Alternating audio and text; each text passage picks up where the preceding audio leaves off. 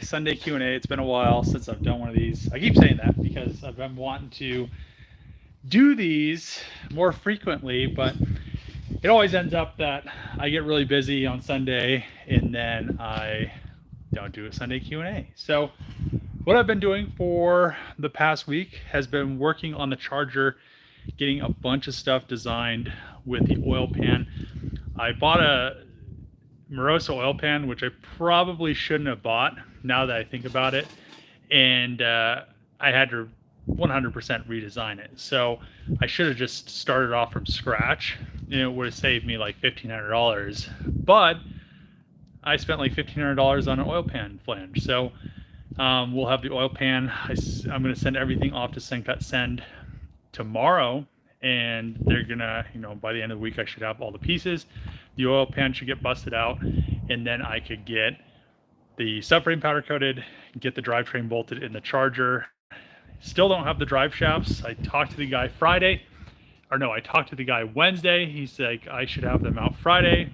Still haven't got anything from shipping or anything like that. So I really want to make Roadkill Nights, but I can't make it without drive shafts because I want to be able to actually drive the car and race it and stuff. So it's kind of unfortunate, but it is what it is. So we will have, I'm thinking by the end of the month, all the drivetrain should be bolted in the car, which will be really nice. All the undercoating's done. Wiring the car is going to be kind of a pain, but I don't think it's going to be that difficult. I'd rather use a red-eye engine bay harness, but I don't think that's going to be possible, but it may be. We'll see what happens. It's just going to be a lot of wiring and wiring schematics and stuff like that. I'm pretty good at doing that stuff. So, and I would like to keep all of the red eye stuff in the front. Maybe even the charger stuff on the interior, but then I'm going to be running I'm going to be running some of the newer display and stuff like that. I don't think it'd be very happy. I don't think it would work well together. So hopefully I can figure that stuff out. I mean, I can figure it out. It's just going to be some doing. Let's see. Yo, what's going on? Hey, what's up? Where's the FC? The FC, I drove it yesterday. I drive it at least 1 to 3 times a week, but I really want to do something with it because, it's just stock power. It's not, for being an old car and being like an 80s, it's not slow, but for being stock. But I'd like to turn it up, maybe 400 horse or something like that. But right now it runs and drives. I don't have any issues with it. So until something catastrophic happens with it and I need to pull the engine apart and rebuild it, I probably will just leave it how it is because it runs and drives. I've been waiting though. I drove it to Colorado Springs and I was ripping it doing like 95 the whole way up there. And I was like, man, is this thing going to blow up? But it was like doing better, going faster. So I was just like, well, this thing is not going to blow up. And then I got to Springs. It was fine. Never overheated. Never even like went past, like it never even got to half. So I've been waiting for it to blow up so I could do something with it. But, right now I have the charger. I've been focusing pretty much 100% of my time on that, trying to get a bunch of stuff finished with it and designed and undercoated, and you'll see in the video that's tomorrow. Yo, can't wait to see that thing rip, man. Yeah, me as well. Hello. Would you build an all-wheel drive Hellcat Chrysler Pacifica?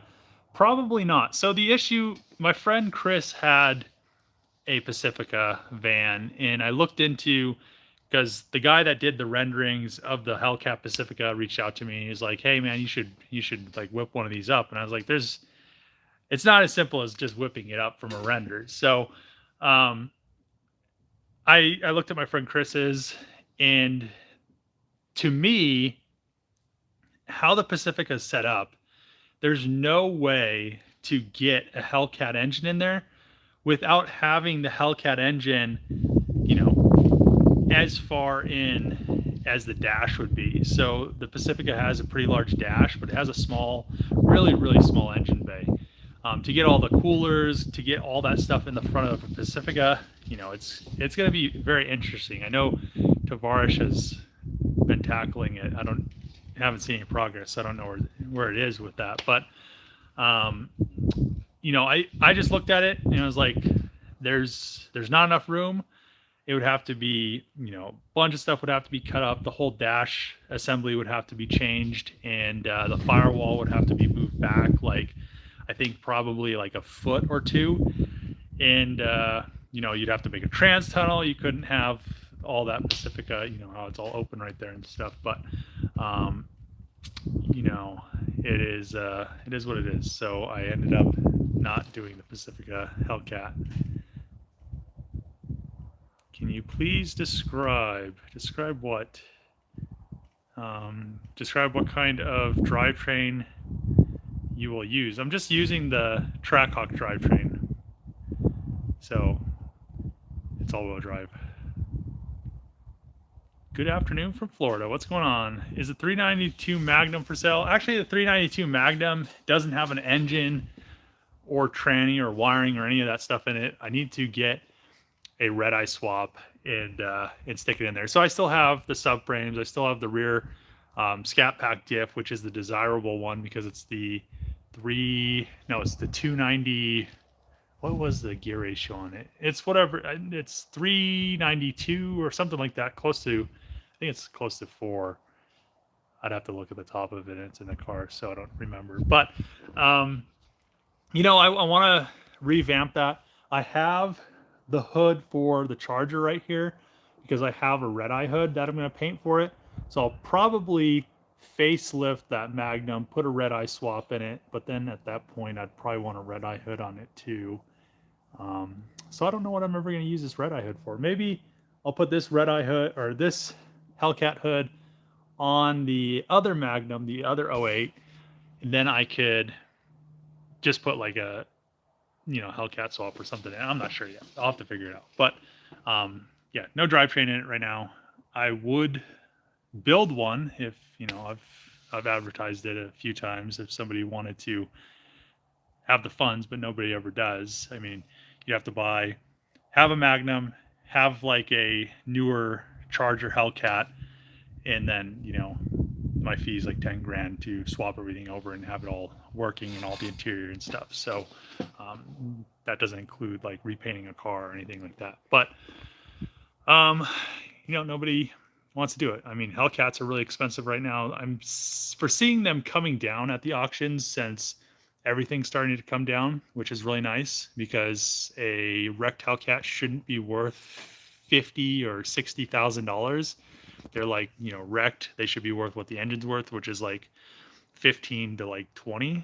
But it is coming down, which is really nice. A lot of diesel trucks and trucks in general have been selling for like 5 to 10,000 less than they have been selling. So it's one of those things that, you know, in the next couple of months will be really nice. Can you make it to Roadkill? So the issue with making it to Roadkill is if I go, I want to be able to drive the car.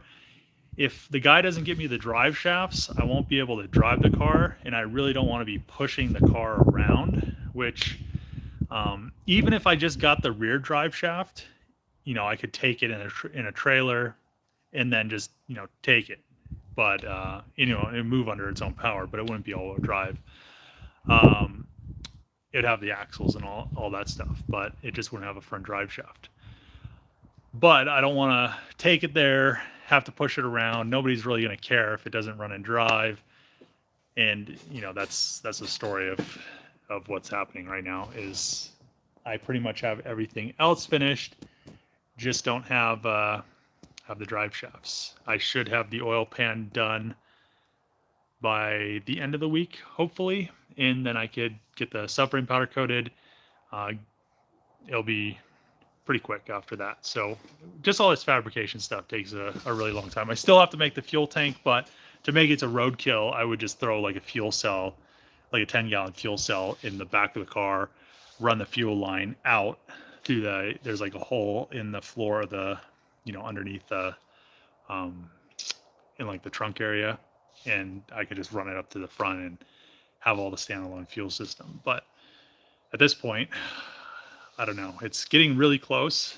So if I don't have the drive shafts by the end of next week, I probably won't be able to make it, which is going to suck. So hopefully, I don't know. I was supposed to have the drive shafts like 4 weeks ago now. So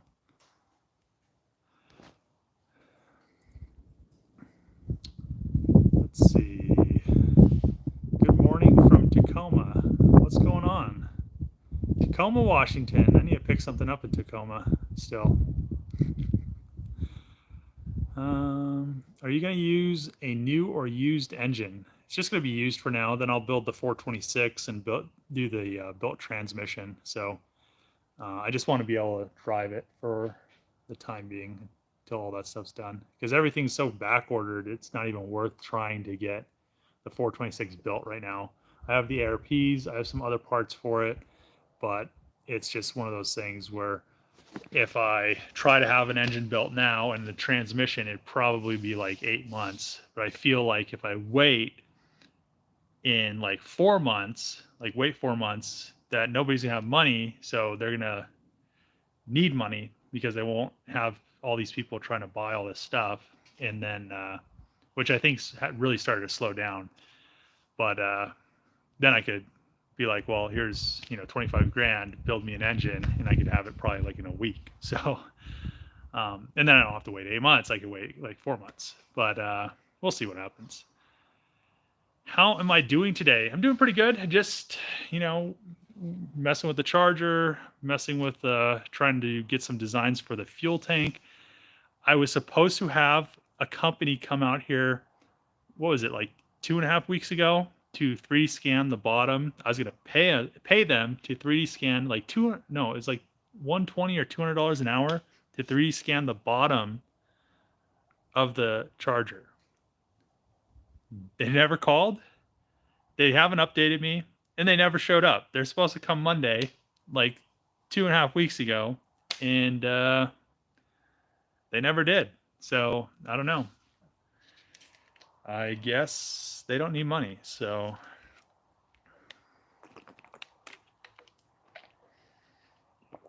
Junker Clunkers.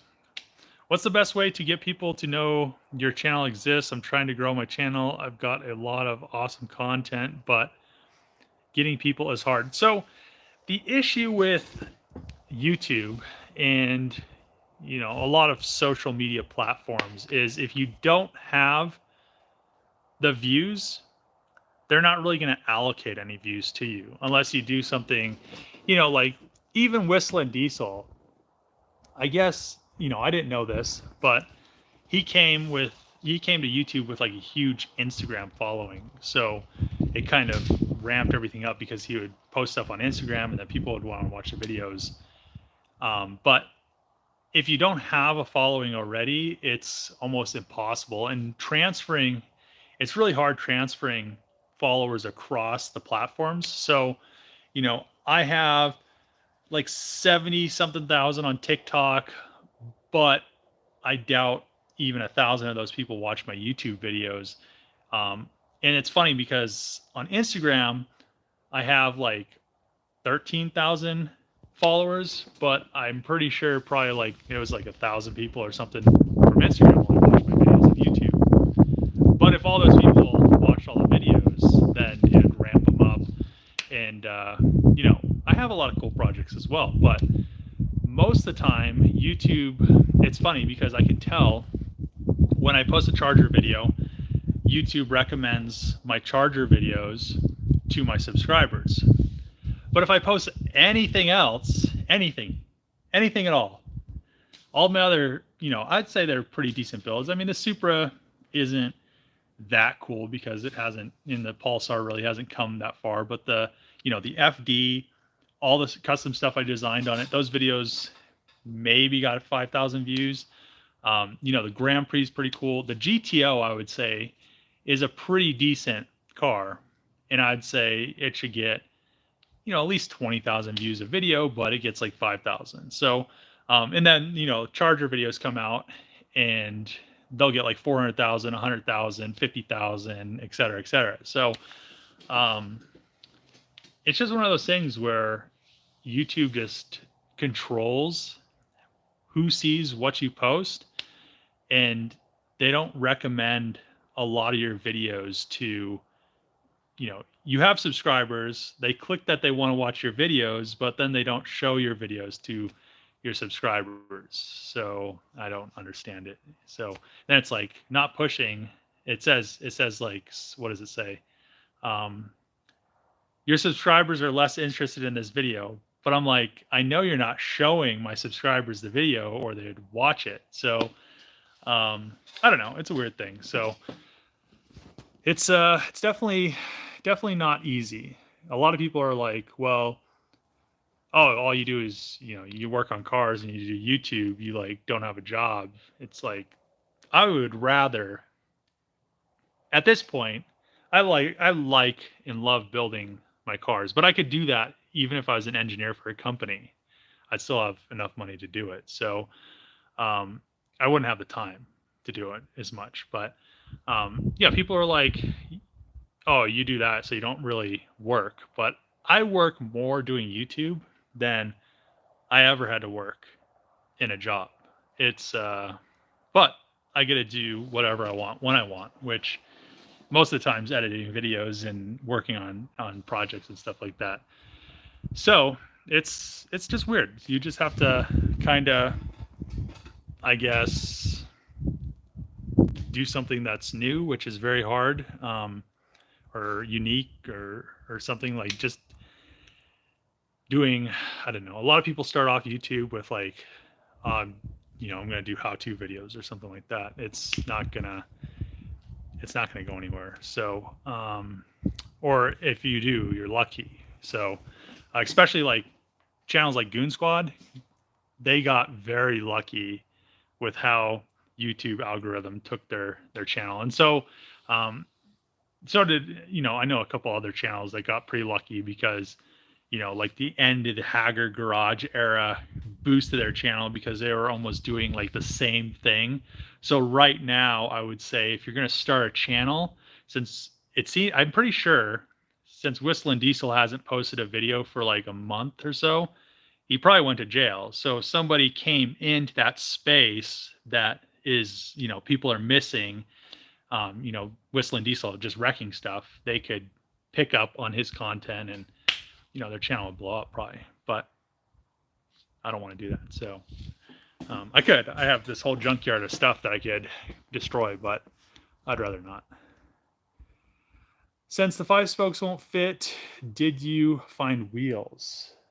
For right now, I'm just going to end up using Trackhawk wheels. I haven't found any wheels. I talked to a few wheel companies, and I was trying to figure some stuff out, and they were like 100% not interested. So I'm just going to have to get my offsets, send it into a company, and I guess that's, it is what it is. And then I'll just put like the Hellcat emblems or something in the center of the wheel. Also seen a clip of you driving your Hellcat like a menace. You drive like me. I usually, so this is how I drive. So usually I use my cruise control. I do, 5 over, whatever the speed limit is, like everybody else does, everywhere. That's like probably 90% of the time. Then there's like the 5% of the time that people piss me off. Actually, now down in Colorado, it's like probably 25% of the time because nobody knows how to drive, and there's all these people that move from other states that ride like 2 deep or 3 deep in the middle of the road on their bikes, and no passing, and then I drive like a dick. But I usually only drive like a dick because the people make me drive like a dick. And then there's like the 5% of the time that I'm actually speeding, which everybody speeds. So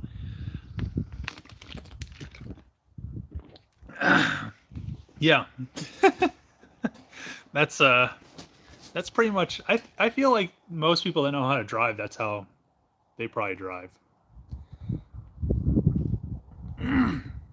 Let's see. Are you gonna daily drive the Magnum when it's done? I'm probably not gonna daily drive it. I'll probably drive it a lot if I'm coming to the junkyard to work on stuff, or if I'm going somewhere where I know that it's not gonna. I really don't want to park this thing like in a Walmart parking lot, or a lot of people are very uncourteous now. So if you're parked next to them, they're just gonna throw their doors open into your car and do all kinds of crazy stuff. Or I've seen people that mess nice cars up because the people shouldn't have them. It's just, things are crazy now. So I'll probably just drive it to, you know, events, or when I know that I'm not going to be somewhere for a very long time, or you know how it is with cars that you care about. So yeah, and then we'll figure it out, I guess. I don't know. I'll see how much I drive it when it's done.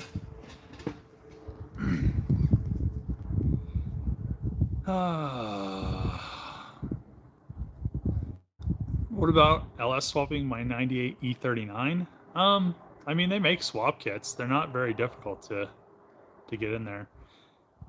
Get when you get it out driving. Haven't watched all your videos yet. Love what you do to the Magnum Trackhawk Charger. If I ever wanted to build a Magnum, that would be my ideal way to do it. Thanks. Will it be 1K wheel horsepower or crank? I don't know who ever goes off a crank horsepower. Like, it's so the GTO is 485 wheel. Whatever it says on the dyno. And I don't do any of that like fake number stuff, which most YouTubers do, and they like inflate the numbers because you can mess with the correction factor, and then you're like, oh well, my 400 horsepower car shows on the graph that it made like 900 horsepower, and then they're like super slow. But yeah, whatever it makes on the dyno. Mark, hi. I'm going to twin turbo LT1 10-speed swap a 2020 Mercedes E63S LT1. Isn't that the old like 350? I'm not too sure. I just started watching and channel and subscribe. Love the Magnum build. Thanks. In town for a few days. Need any help? In town for a few days. Need any help? In Pueblo? I mean, not today. I don't even know what I'm gonna do tomorrow. Probably gonna go home and design some stuff, edit a video, and come back tomorrow and do some stuff to the charger. I'm not sure what yet. Okay, there are a couple Magnum builds on YouTube, just front ends. Your content is gonna go through the roof once it's running. Yeah, I really want it to run and drive. I mean, like I've said before, I could have made it rear wheel drive. It would have been a lot easier. It would have been done like a year and a half ago. But it's going to be super awesome all wheel drive because it's going to be really, really fast. I can't wait to actually do like the first launch in it. And well, after I get aligned and do all that stuff, but it'll be a lot of fun. So, and then I got to work on the interior and figure out, you know, the theme of the interior and how it's going to look and stuff like that. I just want to make this work. Hi from San Antonio. Love your content. Thanks. What's the best way to fix a cracked rim? Weld it. But what would you do? I don't know. If I had a cracked rim, I probably would just buy a new one. But if they're super rare, I would probably just take it to like a wheel company that like fixes them, and they'll usually weld them up and make sure they're not like bent or anything like that. And they usually do a pretty good job. But it's really hard to find a wheel company that does good work. So if it's rare, you can't buy a new one, fix it if you can buy a new one. Buy a new one, but if you don't have the money, maybe fix it. I don't know. Depends. There's a lot of variables, I guess.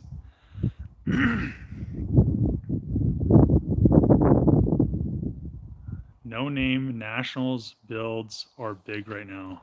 No names. What is that? I don't even know what that is. Sometimes you just have to let those ponies run free. What's up? Can't wait to see more Fusion 360 design and build custom parts from start to finish. It's all SolidWorks. I usually, I don't use Fusion 360, but if anybody asks, I do. Yeah. Met a guy who restored an old Dodge Brothers car, which came with wooden wheels. He had the Amish build replacement wheels for it. That's tight. All-wheel drive worth it. Yes, it is. It is very worth it. Will you PPF the Magnum? I was supposed to have it PPF'd like a year ago, and then the company never found a place to do it locally. So maybe once it's running and driving, I could go to like their headquarters or something and just have them do it. Would be really nice, but we'll see. It seems you're fabricating more now for those not looking for so much power. What do you think an all-wheel drive RT or an all-wheel drive Scat would require less modification? So the issue is the police cars, you could use their all-wheel drive system. A lot of people have done it. A lot of people on YouTube, but as you have seen on YouTube, they like Goon Squad, Weston Chaplin, very good examples of this. Goon Squad got a police car, supercharge it. They probably made over 500 horsepower or whatever. I think they said it was going to make 700, and that was the end of the build. It probably blew up the transfer case or blew up the front diff, and then they're like, well, we don't want to have to put a built-in transfer case, do all this stuff, and then it's still not hold 700 horsepower. Same reason I went with the Trackhawk setup. And in the end, why Jose went with the Trackhawk setup. He talked to me about it and asked me a lot of questions, asked me what I needed, what he needed to use, what training he needed, what wiring, et cetera, et cetera, et cetera. Then, Weston Chaplin, 1500 horsepower all-wheel drive Charger police car. I think it was a police car. And that was the end of the video. Like, he got the engine running the car, probably took it for a pull, blew up the tranny. They don't hold a lot of power. They're 5 speeds. Somebody said that they came out with an 8-speed version of the all-wheel drive police car transmission. If they have, there's no information on it. You can't buy them. Even if they did, they're still going to have the weak transfer case. They're going to still have the weak front diff. So that's kind of the issue. If you want to have an all-wheel drive Hellcat, you're going to have something that can hold the power, which is going to be the 8 HP 95, and then even then over 1200 horsepower, you're going to have to build the transmission. The front diff you don't have to worry about. The transfer case you have to mess with because you have to mess with the clutches once you get past 1200, but the front diff seems like it isn't that big of a deal. So plus it's not using the front diff all the time. I'm pretty sure how the Trackhawk system works is kind of how the GTR system works. It uses the front diff when it detects slip. So yeah, just Trackhawk, where it's at. Welding wheels is a gamble. Sometimes it works. Sometimes they recrack in a short time. Let's see. St. Louis, you have great ideas for building. Are you planning on keeping it for pleasure or sell it to do another project later? So I usually don't sell my projects. The only reason I want to do a giveaway on my Challenger is because I'm running out of garage space. The housing market is starting to come down, and I'm going to build a shop house eventually. I was going to build a shop house like a couple years ago. I talked about it on my channel, and then all the prices skyrocketed to build stuff, and I was like, well, I'm not going to spend 10 times what I was going to spend before. You know, I was going to spend like $500,000 to build a shop house. Instead, I would have spent like, you know, 1.5 or something million to build the same exact thing. So it wasn't worth it. Waiting was more worth it to me than spending the extra money. But I don't know. I usually don't sell projects. I wanted to get rid of, you know, like I said, I want to get rid of the Challenger just because of garage space, because I was going to start driving the Durango, but now I'm going to have the Charger. Now I have the GTO at home too, but I have a lot of stuff here. So I'm going to have to figure out what I want at home, what I want here. Probably still want to do a giveaway on the Challenger eventually.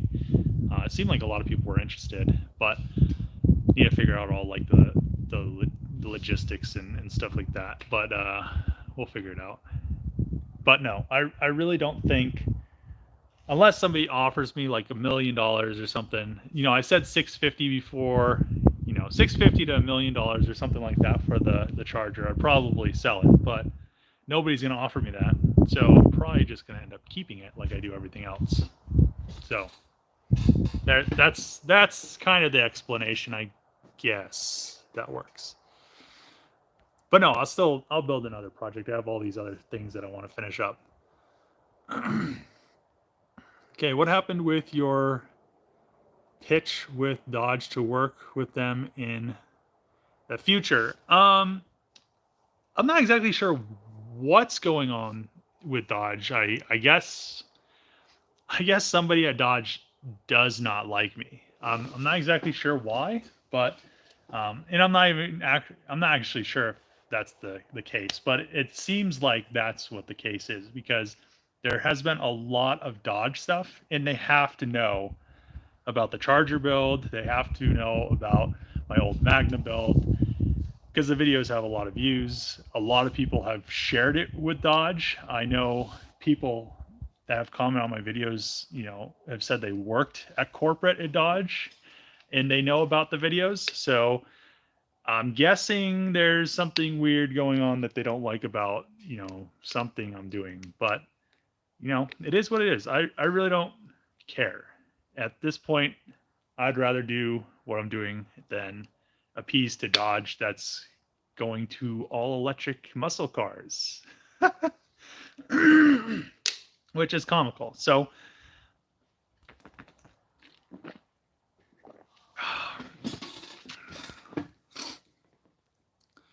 love the build. Thanks.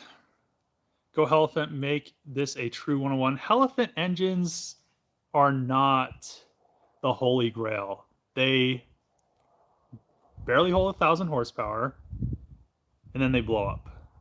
You know, you just, and you spend like $40,000 for one of those crate engines. For 25 grand, you can have an engine that has a warranty, will handle like 2,500 horsepower, which I'm only going to run at 15, and never have any issues, as long as you have somebody that knows what they're doing with tuning. But and you don't have a fuel pump that dies or something weird like that. But yeah, Hellcat engines aren't all they're, you know, hyped up to be. Can't wait to see the Hellmag when it's finished. Durango paint update. So I haven't messed with the Durango since it took so much paint to paint the body. So the issue is I need to go. So we have this stupid phone. We have the Durango right here, all nice and painted and green. So I have a little bit over half a gallon of the paint, but I need to get another gallon. I just haven't gone up to Denver to go grab another gallon of the paint because I haven't had time, because I've been working on the Charger so much trying to get it done. So I'm most likely going to go up to have Hayden weld some stuff the end of the week, but Sherwin-Williams isn't open on Saturday and Sunday, and I think they close early on Friday maybe. So I'd have to go up there like on Friday, which we'll see if I'm done with the stuff that I need to. If I have all the stuff for the oil pan, I really need to get that done. That would tremendously help me out. Um, but I'm really happy that I redesigned the oil pan and redesigned some stuff for Moroso, because there was some major issues with the Moroso oil pan that I got. Not with the oil pan itself, I guess, but with the oil pickup. So the oil pickup had a pinhole in the weld, was one issue. And then the second issue is the pickup tube that you get from Moroso is pretty long, because it makes it from, front sump pickup to a rear sump pickup. But they use a lot smaller tube than the factory Hellcat pickup. So it was very concerning to me. Most likely going to just modify the factory Hellcat pickup and use that. But I may end up just making a pickup from scratch. We'll see what happens. So there's the Durango. I need to revisit it once I get that gallon and finish painting everything. So keep up the good work. Thanks. Yeah, I'd probably sell my Magnum for $652. Yeah, but your Magnum probably doesn't have all the fabrication and custom subframes and all that, stuff that this one does. This has a lot of work into it. So, okay. Any other advice outside your videos for just converting a Charger rear to a Magnum? No, I mean, you just kind of have to get in there and do it. It's just one of those things where there's no like simple way to do it. You just have to kind of just start cutting stuff and cutting and fitting. Just don't cut too much, and it'll go pretty easily. Did you know that DIY Gang makes a 4x4 Challenger Hellcat Trackhawk? Yeah, he talked to me about pretty much everything when he was building that. So besides like some things with wiring and stuff like that, but transmission, drive shaft and stuff, we've talked back and forth, and I've helped him out quite a bit in getting his Challenger converted, and what he needed to buy and stuff like that. But yeah, it's pretty cool. I think he still has, I'm not sure if he still has steering issues or not, but his steering setup was all was kind of binding or something like that. So let's see. Yeah, blessings. Thanks. But I don't know. I just need to get I just need to get that oil pan done. I just want to get the drivetrain bolted in the car. But I'm really happy that the front is undercoated, because that was a big accomplishment. It might not have seemed like it in a video, but I'm just really happy that this looks so good now. And I'm really happy that AWD Performance custom made these control arms. These are a really nice unit, which I was going to just go with some, if I didn't have any help from AAD, which I knew, we've been working together since the beginning of the build, but I probably would have just made some tubular stuff, and it definitely wouldn't have looked as nice as this, but I'm really happy that I got these, and now I just need to figure out some stuff. I kind of want to upgrade the chiller setup. So I have the red eye chiller, which is a little bit, it's kind of small, as you can see. I kind of want to get a larger one, and I was talking to a company Friday. I need to call them tomorrow and maybe figure that out, get all that stuff set up. But besides that, I mean, there isn't much left to do besides the oil pan, the subframe, and the steering system is going to be pretty simple, I think. I just need to have something CNC cut. Another thing I didn't like about the Moroso oil pan is on the factory pan, it bolts to the tranny, and the Moroso one, there was like no revisions to bolt it to the bottom of the tranny. So, you know, I really don't want to be making a bunch of power and not have an oil pan or not have anything down here really supporting the transmission, which it doesn't give it that much support, but it definitely does something. Plus, I don't, you know, this was kind of open and I didn't want rocks or any of that stuff getting flung up in there and stuff like that. So can't wait to finally get this powder coated, get these Cerakoted, and I'll probably need to make some a little bit stiffer bushings maybe, but for the time being, I think I could use those and not have, I'll probably make some bushings and then swap them out when I put the built 426 in there. But, which this block is going to be the 426 once it gets built. So I'm going to just end up using that block, probably end up using this tranny and transfer case and have those built up. I kind of have some concerns, but if that's plastic, I'll use this case.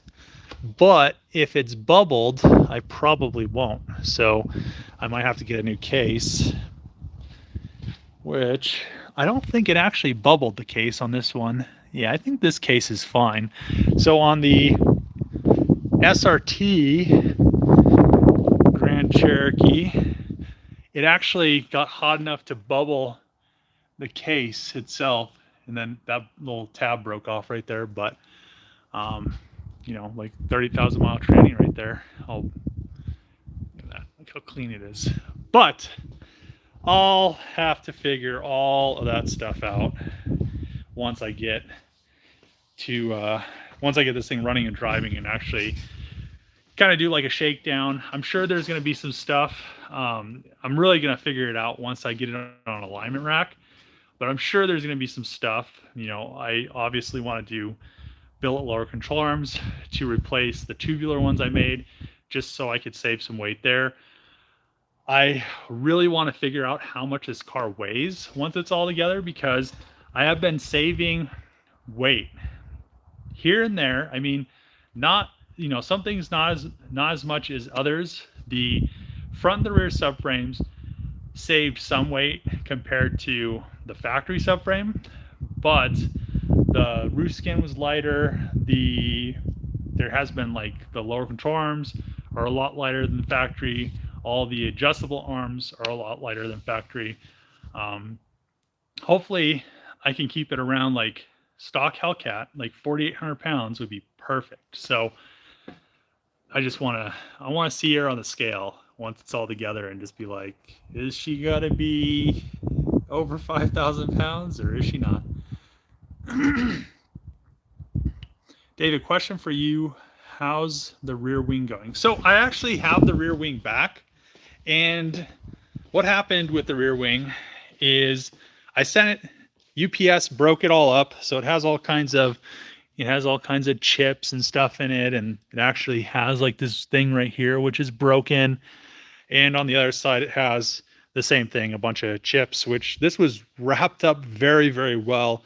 But it's pretty heavy. So they're probably just like dropping it on the ground, and it is what it is. So I've talked to Chad at Black Ops.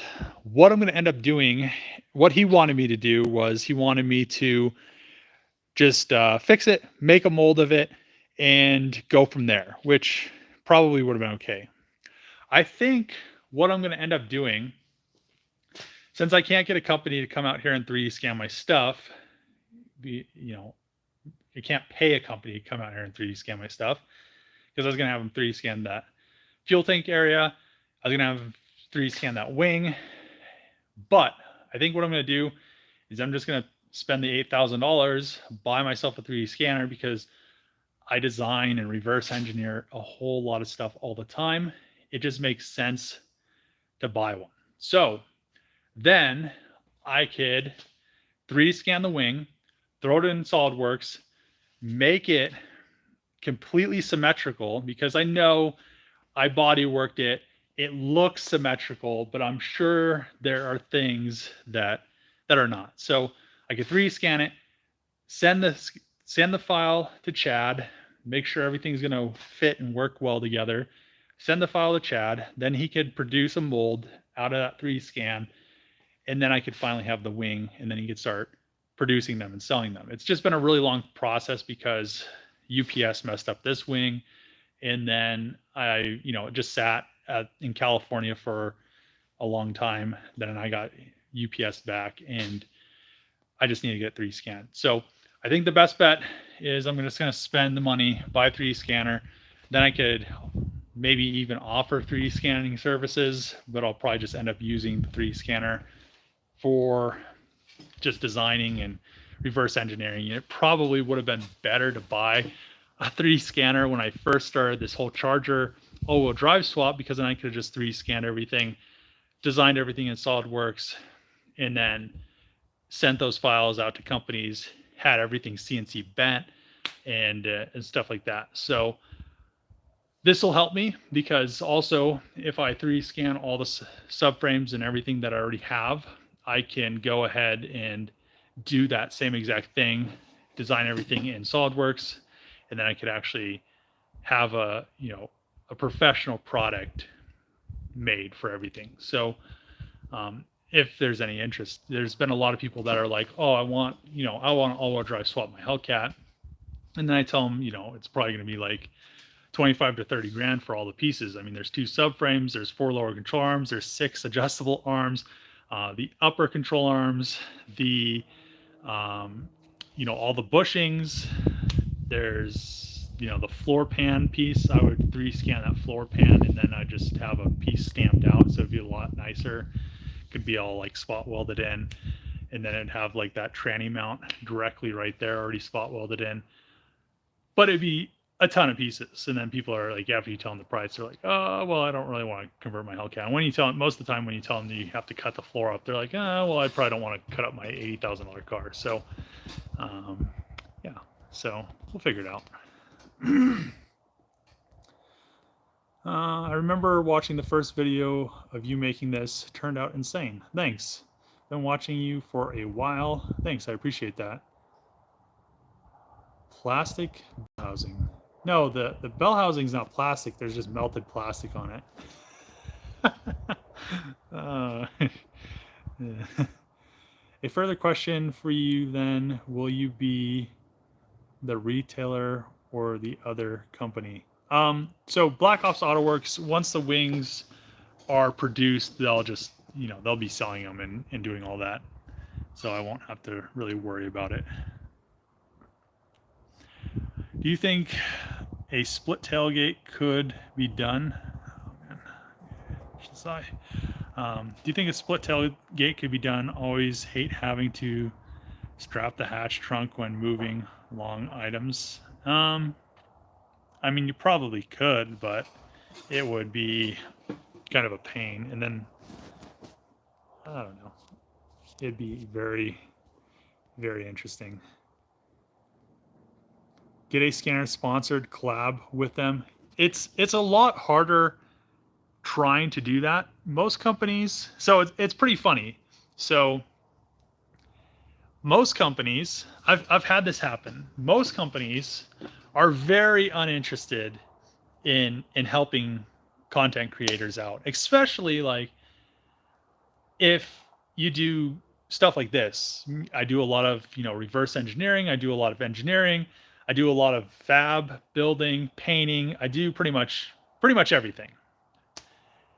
But companies will be like, if you reach out to them, they will be like, no, we don't want to do that, blah, blah, blah.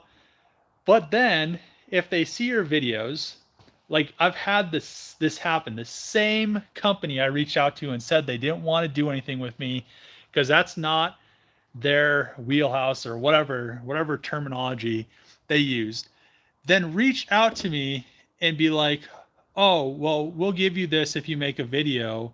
And then you're like, I don't need that anymore. I went and bought one that was, however much X amount of dollars. I don't need to have you give me the same thing I've already purchased because you didn't want to work with me before. So, I've talked to multiple companies that produce 3D scanners, and when I was at SEMA, I talked to some companies, very uninterested. But I bet once I buy a 3D scanner, I bet money on it. Once I buy a 3D scanner, there will be companies that I previously talked to that are like, we'll send you a scanner so you can make a video of it. And I'm going to be like, no, I don't want to make a video of your scanner because I already bought one. And they have no interest in like promoting a video, so or sponsoring a video, other than, and I've had companies be like, oh, we'll rent you something, or it's like, what world is this? So I don't know. I just, some companies just don't understand it.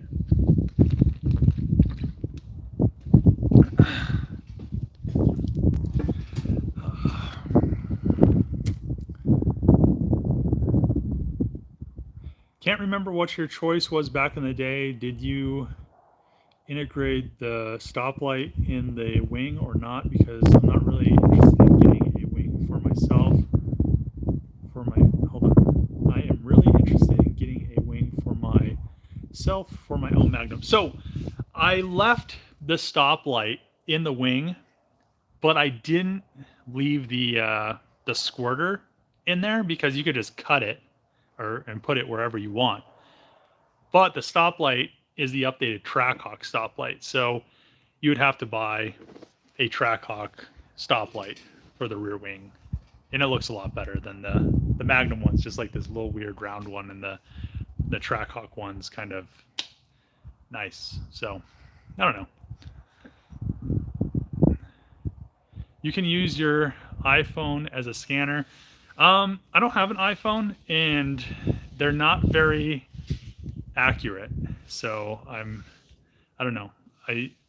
I've heard they're not very accurate. I guess I've never done it, but I don't see how they aren't accurate, because all the new iPhones, and even my Samsung, I have an S22 Ultra.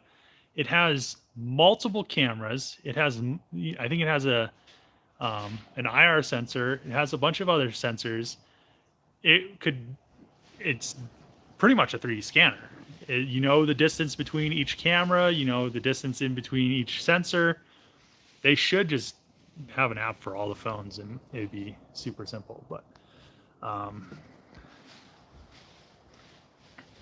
do you have any pre-Eagle Hemi motors?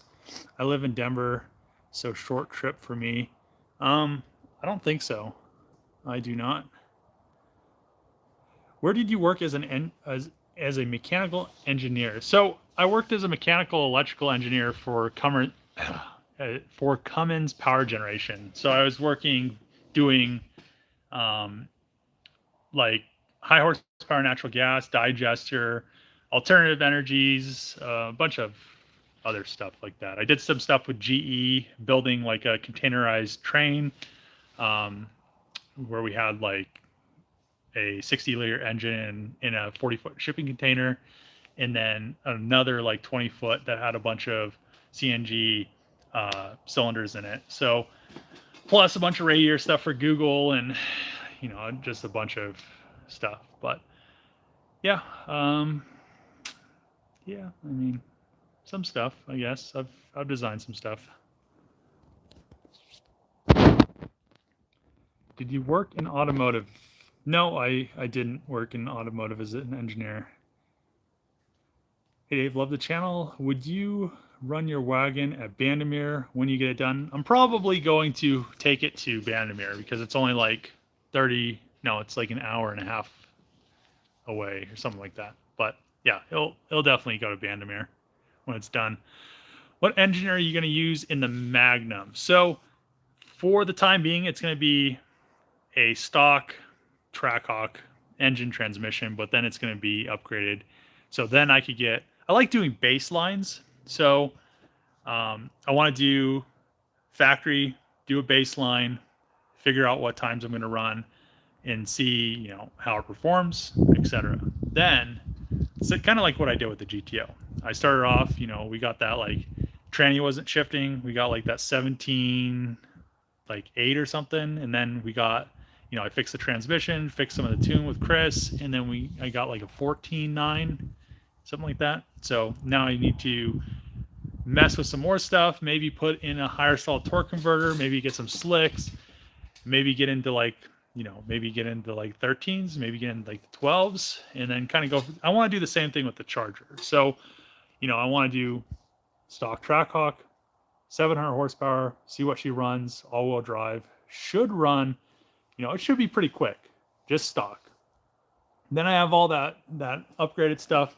Then I could slap all that stuff on the engine, make, like 900 to 1,000 horse, do the same thing. Then I could go, put the 426 in it, put the belt tranny, belt transfer case, do the same thing, probably be around, maybe even, do one where I'm at like 1,300 horsepower, and then do one where I'm at like 1,500 horsepower, and then see, how fast it is, what, how it performs, etc. So I kind of like to do things where it's a progression, so you can kind of see, what power level this is on the dyno, how it did here, fix this, how it did there, etc. So, wow, really cool. Thanks for the information about that. Thumbs up. We'll definitely get one later. Okay. Do you like the Samsung S22? I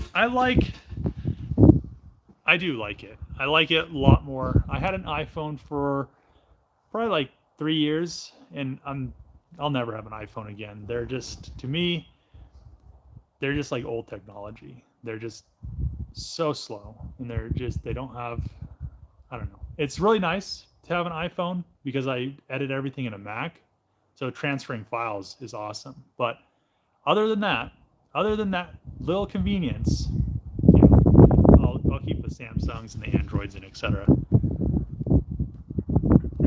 On the ECU side, how do you get all those parts to work together?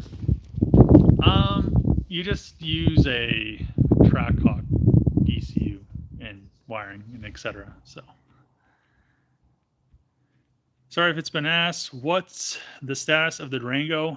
I just need to go and get another gallon of paint. I just haven't had time to drive up to Denver, which always ends up being like a 4 or 5 hour trip. I can't allocate that amount of time to wasting and driving with a bunch of retards that have just moved here. So, yeah.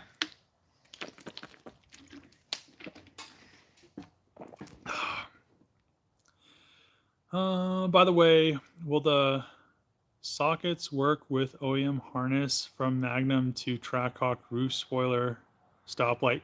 I don't think so. I think you just have to swap the plug. Dave, would you consider building a super powerful micro-sized car? Well, I have the Mini Cooper, which I don't have a title for. I thought about all-wheel drive case swapping it, but then I didn't have a title for it, so I kind of ended that project for the time being. Your favorite car of all time? So I really like the Charger. I've spent a lot of time and you guys don't even want to know how much money on the Charger, but I don't know. My favorite car, let's say, we have quite a few favorite cars, but I have my high school 240 is pretty high up there. The FD is pretty high up there, but the 240Z is probably my favorite car of all time. I just love how they look. This one, it's not all together like a bunch of stuff in here, but I really do like how they look. And they're very, for how small they are, they have a lot of room inside of them. So being tall isn't that big of a deal in a 240Z. So there's going to be an extensive build on that, and I need to finish up the FD stuff, because actually the only thing I have left to do on the FD is get the intake manifold machined so I can put the rotary back in it and make some power with this new turbocharger. So this intake manifold I designed is just 3D printed, but we'll figure it out and get there. Can't wait to see it. Should make like 700, I think, horsepower And then I need to get this nice race engine into the blue car up there. Somebody said I should put it in the Pulsar, but the only issue with that is it's a rear wheel drive block and it wouldn't work. So lots of stuff. Let's see. You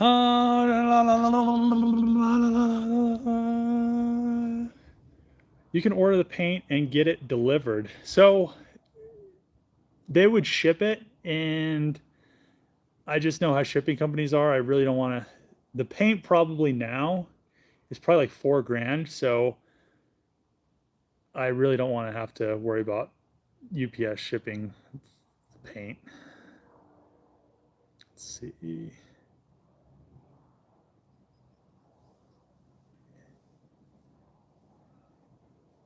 Donate $10. Thanks, I appreciate that. Thanks for the content, Dave. Keep up the great work. I appreciate that. Hell yeah! Look at that. Oh, damn the FD. I would love to see it running. Yeah, the funny thing about the FD is I could have it running in a day.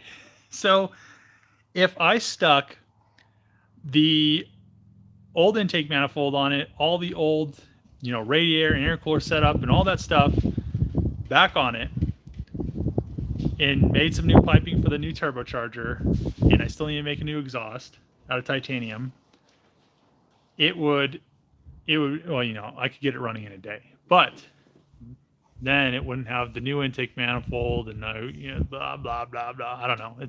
I just hate myself sometimes. Just hate myself.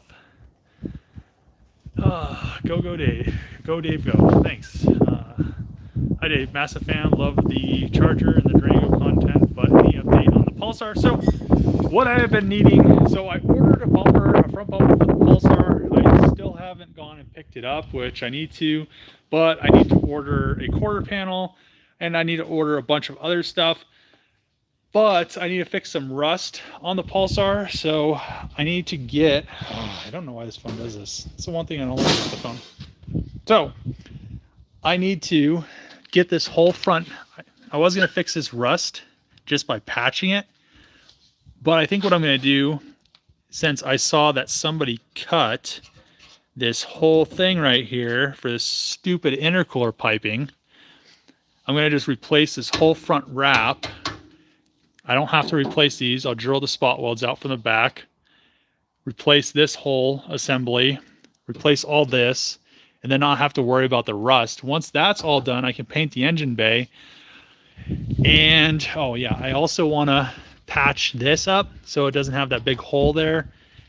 And then I need to fix, well, I need to get one first, but I need a new clutch pedal. And then I need the clutch pedal bracket because this one, somebody welded a bunch of just stuff on it because it rusted through or broke or cracked or something. And then once that's done, I can start fixing some of the rust in here. But finding the parts, since these cars are really, really rare and hard to find, is pretty difficult. So, and then also, I'm probably, going to replace the driver and passenger quarter panel, which is a pretty big job. So the reason I want to replace the passenger side quarter panel is it has all this damage down here, and then in the back it's rusted through here. So that'll just fix all of those issues because the quarter panel replaces all of this all the way to back here. So then I could have everything nice and fresh and new, and then I don't have to worry about all these rust issues. Same thing on the other side, the quarter panel, I just need to replace it because it has all this rust. So it's I just need to order the panels, and I have to go pick them up because shipping has gone out of the crazy lately. So it'd make it worth me going, because then I could get the 2 quarter panels, I could get my bumper, I could order a driver side quarter panel for this car, because this one, somebody tried to fix it and didn't do a very good job, as you can see right there. So then I could have new quarter panels, and I'll probably order all the new sheet metal for the front of the coupe as well. And then I could have everything fixed. And that's a lot of quarter panels. So it'd make the trip worth it. Let's see.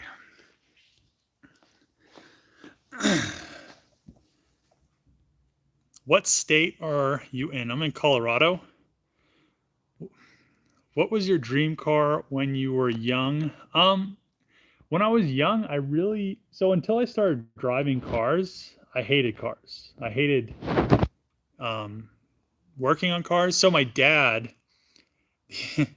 my dad liked working on, he had like a Baja Bug, but he always made me do stupid stuff with it. So like he'd make me, like, when I was a kid, he'd make me pump the brakes and do all this crap. And I was just like, man, I hate cars. So I was always into computers and technology and doing stuff like that. So hated cars.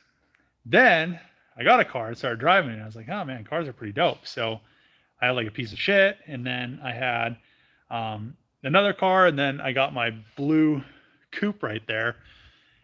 And then I just, went crazy with it. Did coilovers, did, all this stuff to it. Had it repainted by a shop that didn't do a really good job, but I didn't know anything at the time. And, it is what it is. You can see where it went. But yeah, in the beginning, when I was a kid, no, I really, really didn't like cars. But I guess it rubs off on you once you start driving them. Let's see.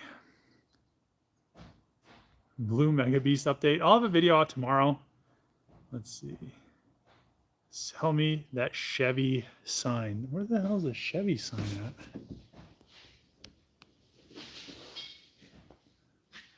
Where do you see a Chevy sign at? I do not see one. I must be blind.